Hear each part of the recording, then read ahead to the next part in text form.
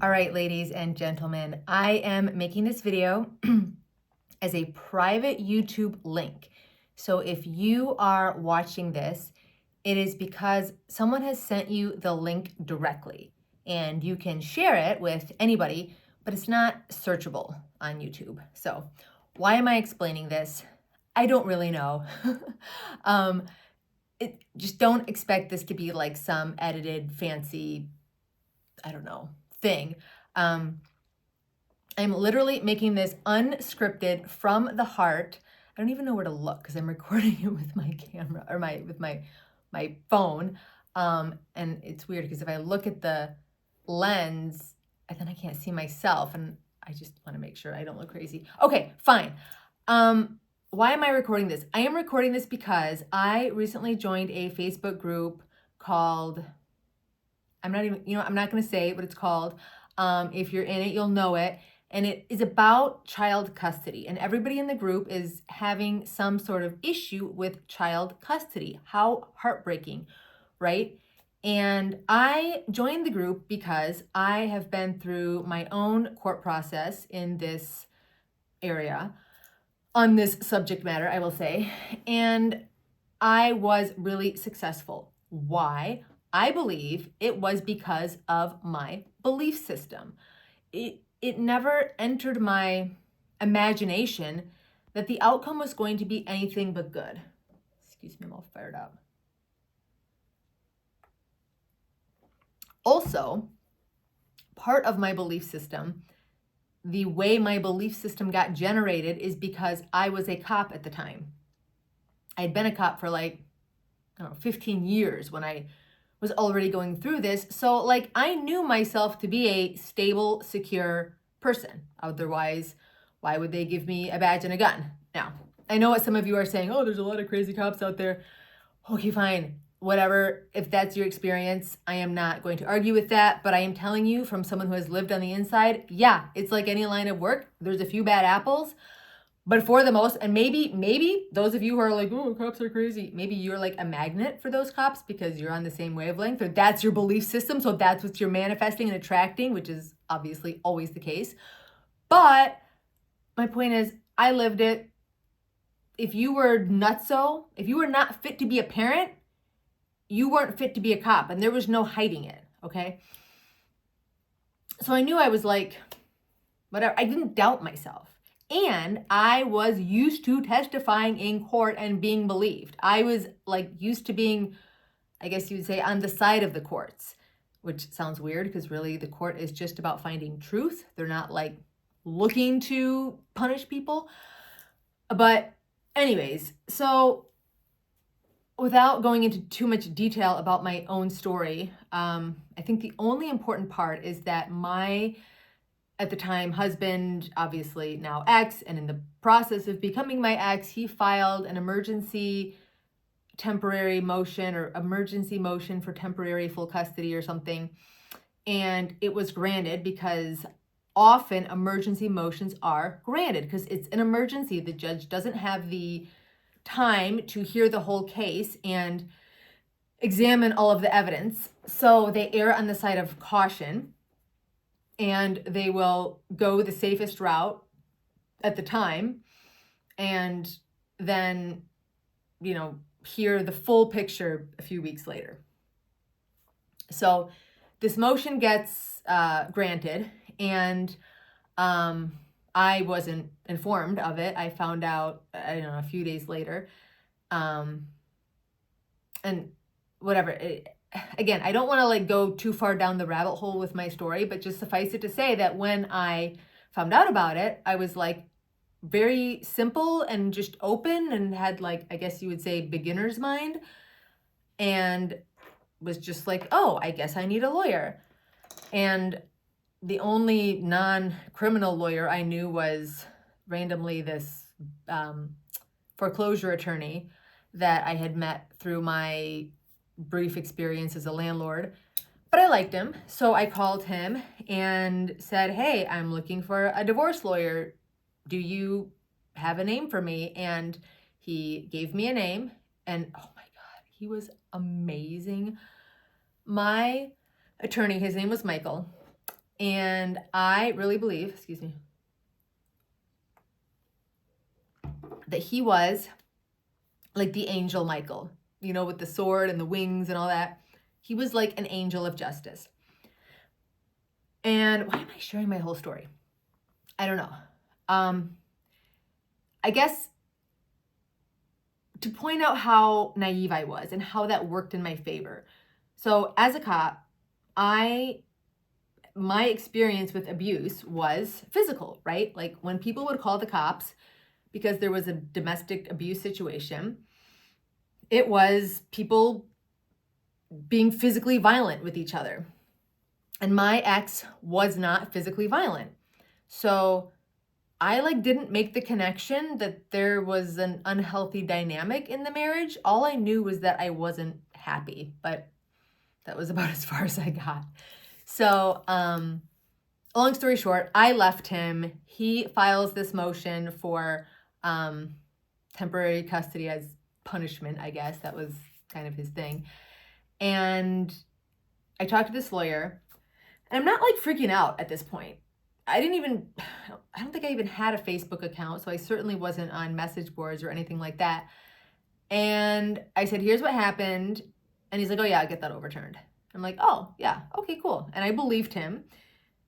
And it was like the placebo effect. Like if you were so innocent about medicine and the way the body works, and you just had total trust in a doctor, and he said, this pill will fix you. Even if it was a sugar pill and you believed that it would, it would. So as much as I say I love my attorney, and I do, I think it was like a placebo effect. Oh my God, excuse me. I have literally recorded this at the end of the day. But I've seen so many comments on Facebook that I need to just have one place to say the same thing, because there's only one answer for everything. If your co-parent has taken the kids, they're not letting you talk to them, they're violating the court order, whatever situation is happening, and you feel powerless, right? You're like, oh my gosh, the courts are slow. In the meantime, I'm not seeing my kids. Lawyers are expensive. And think about it. Even if you won the lottery and you had infinite funds to spend on an attorney, is there any guarantee that that attorney could make things happen the way you want them to? The courts are slow, right? And how do you know how a judge is going to decide? And there's so much uncertainty. So my point is, you cannot fix this in the physical world. Yes, there are actions you have to take, but you have to take those actions from a state of belief that, of course you deserve your kids. Of course they should be with you. Of course you're a safe parent. And if you are doing something that you shouldn't be doing, if you're doing all kinds of drugs, or maybe you have some kind of anger issue, whatever, okay, stop doing that, right? My lawyer told me, don't drink during the divorce. Just don't drink. Just don't do that. And I said, okay. And I stopped. Which you can drink. Adults can drink. Doesn't make you a bad parent for having a beer. But do you need to? If you don't need to, then don't do it. Fine. So you need to believe that, how can I say this? I know a woman who is amazing. She is well-educated, she's put together, she's intelligent, she is employed, she doesn't do drugs or drink, or she's perfect. And she's completely lost custody of her kids. The courts have placed them with her ex, who is can't hold down a job. He is mean. He abused her. Any logical, rational person would look at this case in black and white and say, oh my gosh, family court is corrupt. The courts are broken. And I'm telling, corrupt for what? This guy doesn't have any money to bribe the courts. What is the logical basis for them putting the kids with him instead of her. And I will tell you, I don't even know if I can get into all of it on this video. Her whole life, she's been told she's crazy. She had an abusive, narcissistic mother.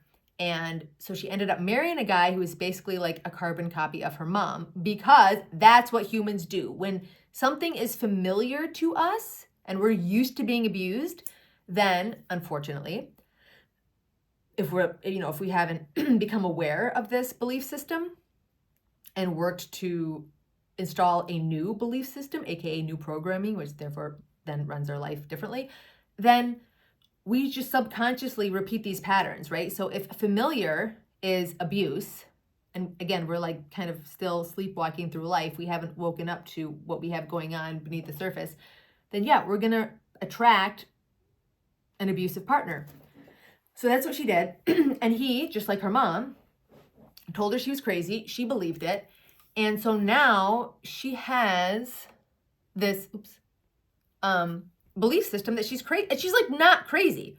But here's the thing. She not only believes that she's crazy, she believes nobody likes her. And so therefore, because what you believe about yourself is reflected back to you by the circumstances of your life. So if you believe you are unlikable, you will find that everybody around you doesn't like you. So if you find that everybody around you doesn't like you and it bothers you, if it doesn't bother you, then it's not a problem. But, oh my gosh. Sorry. When I get worked up, I like get yawny for some reason. So if it doesn't bother you, who cares, right?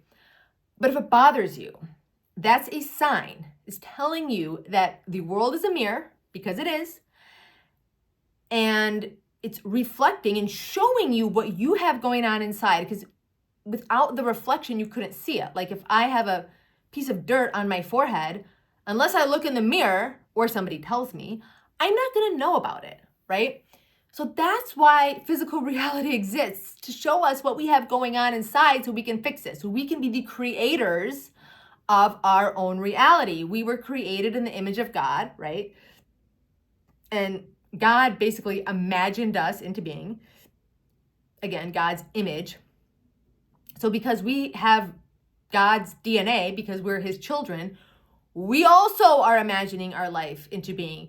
The thing is, we've been doing it our whole lives on autopilot by default until we wake up and we're like, oh my gosh, I am creating this. I am the common denominator in all of my life experiences. Now, people start to realize this when they realize their patterns in relationships. That's where it pops up the most, right?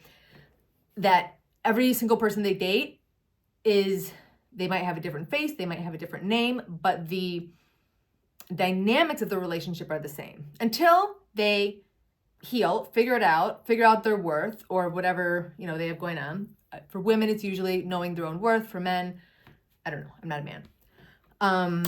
But yeah, maybe some men always attract women who are like, need some kind of life coach and they're vulnerable and they're not an equal partner. And then they end up like not respecting them. I don't know. I'm just making stuff up.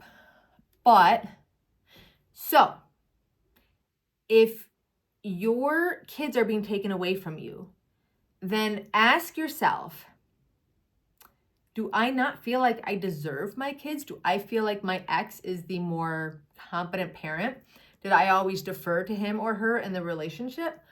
Did I always assume from the start that they would get the kids? Now, it could be, I'm just going to insert my own spirituality into this. It could be, for sure, let's put it this way. For sure, you have a soul contract with that other parent.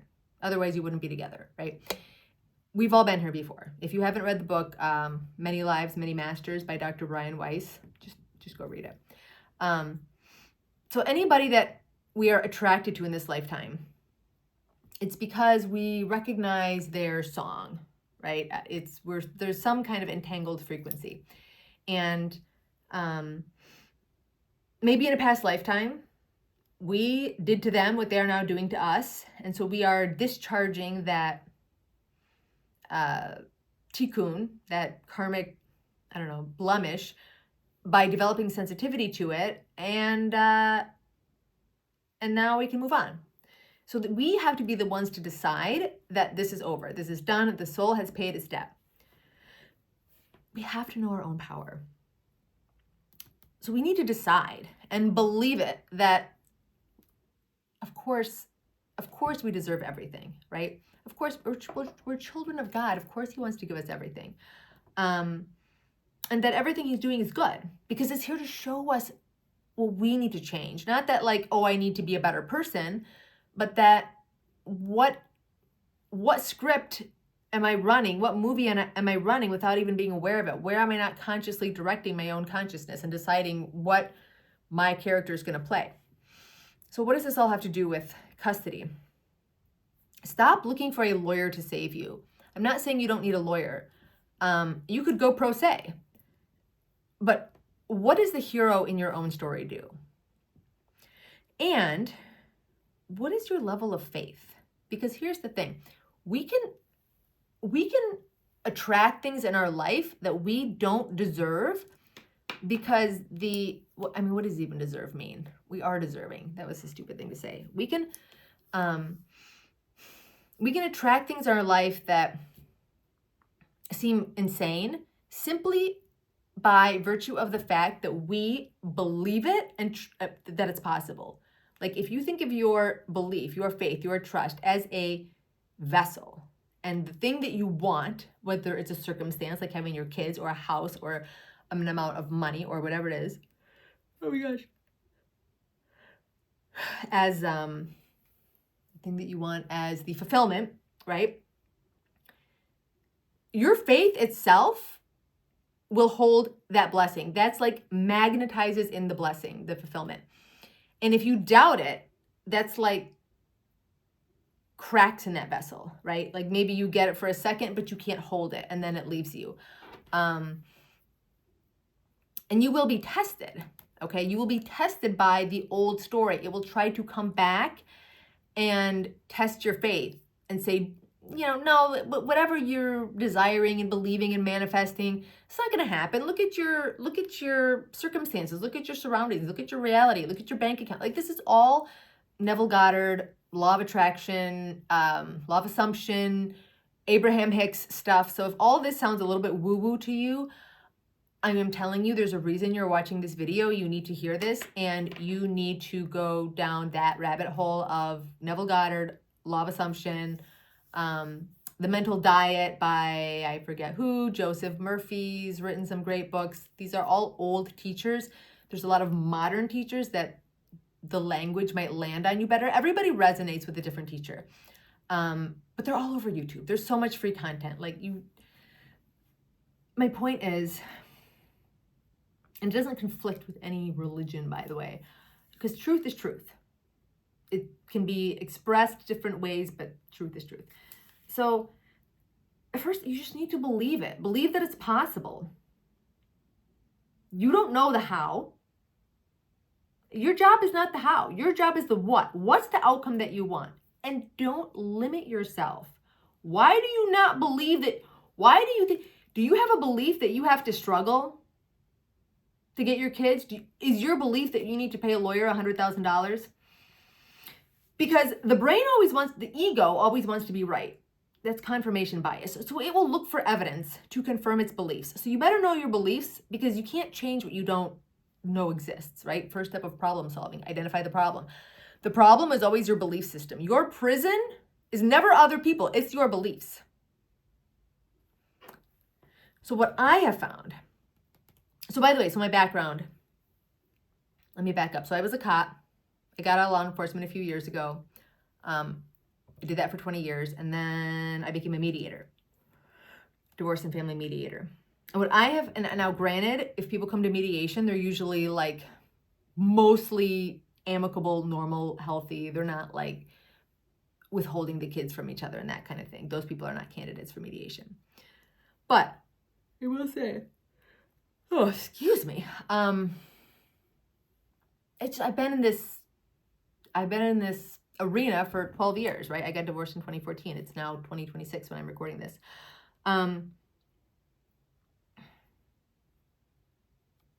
The people that have these things happen to them, it's because that's like what they believe they deserve on some level, even if they're not aware of it. They're like, not surprised. Like they think they're unlucky, or they think that they're unworthy, or whatever. And that needs to be changed because it's a lie. All right. That is the serpent. Okay. That is a lie.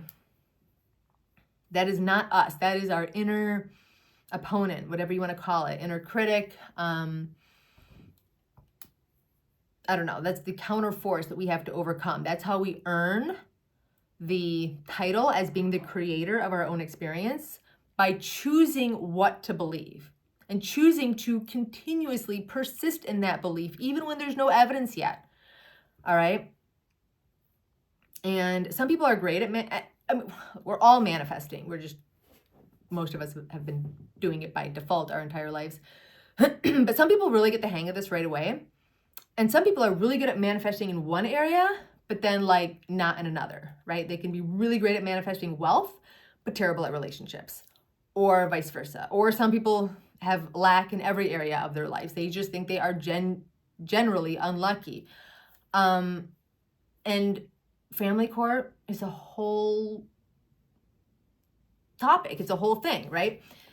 Yes, there are practical things but it's all energy.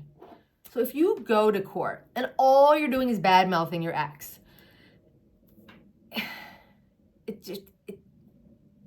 I'm making a course on this, a video course. I don't think I can go into so much detail about it now, but the whole purpose of this video is just for you to know that before you do anything in the physical 3D world, you need to get your mind right. You need to change your mindset. Know what you deserve. Know that those children, yes, they're your kids, but they're also God's kids, right? There's a saying, God doesn't have grandchildren, that they have their own path. God is watching over them. You don't have to do everything, okay? But at the same time, they were given to you by God to manage, to raise, to be the stewards of. We don't own anything. Everything is on loan. So how can you be the best steward of those kids, right?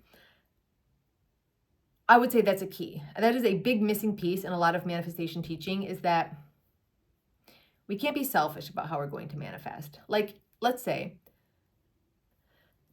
the kids were genuinely better off with the other parent for the time being, for whatever reason. And we have to be careful here, but whatever. I mean, like, we have to really consider what is best for the other person. We have to let go. We can't be attached to an outcome. When we're attached to an outcome, not only does that create suffering, but that also repels it. Basically, speaking of kids, we need to be like open and trusting children, and trust that God is running the show, that everything is good. I mean, if we need to say this for an hour long, it's good, it's good, it's good, it's good, it's good. I promise you, we are so powerful that the way we perceive something, what is that saying? When you change the way you look at things, the things you look at change. That if we declare that something is good, then the outcome will be good. That's how powerful we are. If we say, oh, this is bad, then the universe goes, okay, got it. I'm going to make this bad.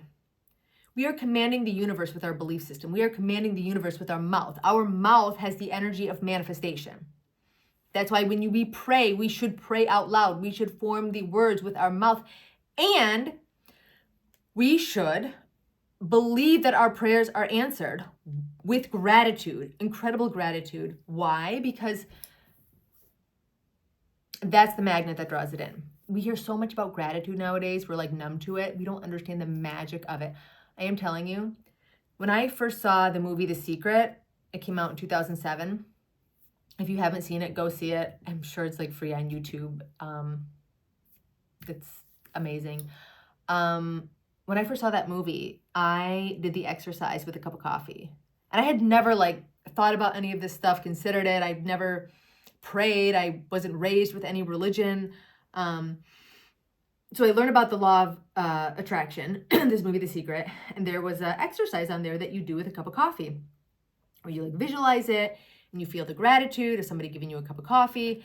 And I was so grateful for this knowledge and so happy to learn that we had this power, that as I was visualizing the cup of coffee, I actually like started crying tears of gratitude, not so much for the coffee itself, because whatever, I can go get a cup of coffee myself. I don't need to manifest it or attract it, but I was so excited, right?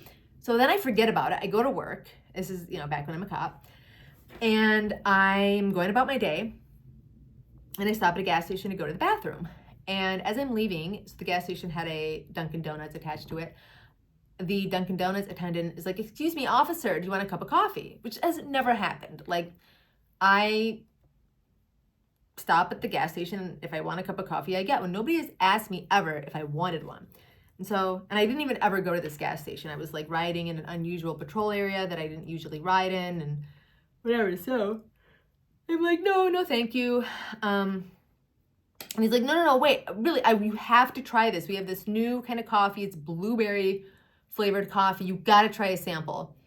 And I didn't want to be rude. He was like very insistent. He was like hanging the upper 3/4 of his body over the Dunkin' Donuts counter. And finally I was like, fine, okay, whatever, I'll take the coffee. So he hands me the cup of coffee. I take it. I go back and sit in my squad car. And then it hits me. I'm like, oh my gosh, this is what I manifested through my visualization with the feeling of gratitude. And it like scared me. Because I didn't know how it was going to happen. Like, even as I was learning about the exercise, I'm like, that's weird. Like, nobody ever offers me a cup of coffee, right? It's just not something that happens in my day-to-day, the way my lifestyle is. But I believed it. But I didn't know how. I had no idea how. And just by living my life that day, I stumbled into a gas station and whatever. And it shows you how much. So then, of course, I started doing it with other circumstances. Like, oh, I want to have this type of arrest experience today, and I want to catch a guy with heroin, and just one thing after another. And I'm telling you guys, it's magic. You can do it with your court case outcome. And that has to be the first step before you start trying to fix lack with action. The being has to come before the doing. Yes, the doing will lead to the having. And you don't even know what type of doing it is. And you don't have to see the whole picture. You just take that first step, okay? And trust that it will lead you to the next step. Even if it's not what you think, you don't have to know the 20 steps. Here are 20 steps to getting your kids back from the other parent. No. Trust that some idea will come to you. And instead of saying, oh no, I'm not, I don't want to do that, just trust. You gotta stretch. You gotta go outside your comfort zone. When you, what's that? We know the saying, God helps those who help themselves. It's not going to happen in your comfort zone. It doesn't have to be huge. You don't have to tear yourself to pieces, but you do have to stretch a little. So you just try something. You take that first step, and then the next one will be revealed to you, and the next one, and the next one. This is also explained in The Secret. Like, you can drive all the way from New York to Los Angeles, and the headlights only show you the next 200 feet in front of you on the road, but you can still get there only by seeing the next 200 feet. You don't get to see the whole picture. Honestly, when I wanted to get divorced, what held me back for so long was I couldn't see the whole picture. And I wanted to see the whole picture. And because I couldn't, and I guess it's like the control freak in me, I wouldn't even take that first step until it became unbearable. And I basically didn't have a choice, and like painted myself into a corner. So yeah, don't do what I did. Do as I say, not as I do. Okay, anyways, I hope this all made sense. The bottom line is, before you start asking for advice on Facebook, because everybody has a different story, so what worked for one person might not work for you. Start working on yourself. Start examining what you believe about yourself, what you believe about life, what you believe about your own power, what you believe about your deservability, what you believe about the other parent, what you believe about the courts. And then stop idolizing the courts, for example. The judge isn't the decider. The judge is just a puppet for God, the universe, whatever you want to call it. But everybody in your life is a messenger or a puppet showing you what your point of attraction is, what frequency you're on, because the universe is always matching energy. So if your energy is, I'm a loser, nothing works out for me, then that's what you're going to get. Now, if that's been your energy, and maybe you weren't aware of it, or maybe you were, but you didn't think you could change it, but now you're hearing this video and you're like, okay, I'm going to think different. I'm going to say affirmations. I'm going to reprogram myself. You know, you're inspired, you're excited, and you start doing this, but you don't see results right away, right? The 3D takes a minute to catch up. There's a time delay.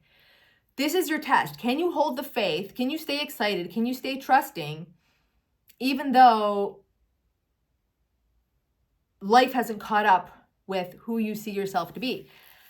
And that's super important, right? And this is also covered in The Secret. But it's like, think about somebody that wants to lose weight, okay? They have this vision of how they want to look. They believe it's possible. They're already seeing themselves that way. So as they're working out, as they're modifying their diet, they're like not doing it to get something. They're not doing it to lose weight. The people who are successful, let's put it that way, they have already identified as the fit version of themselves. So they're just doing the actions, the exercise and the nutrition to reveal what's already in their mind, what's already concealed. They're just doing it to reveal what's concealed. I mean, even physically, their body, underneath the layers of fat, is that muscular body. Their diamond that wants to shine out into the world. And anybody who's successful at making any kind of change, whether it's building a business or building a family or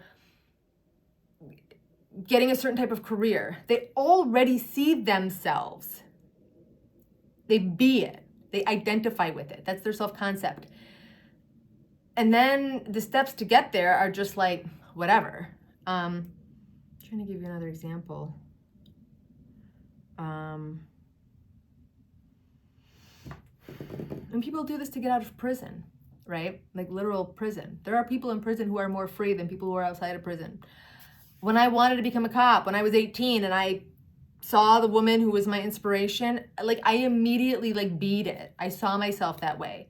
So then the time it took me to go into the academy and go through the physical training and all that stuff, it's even a miracle that I got hired. Like I was this kid with no life experience. I could not even do the bench press. That was some miracle that I was able to pass that part of the hiring process.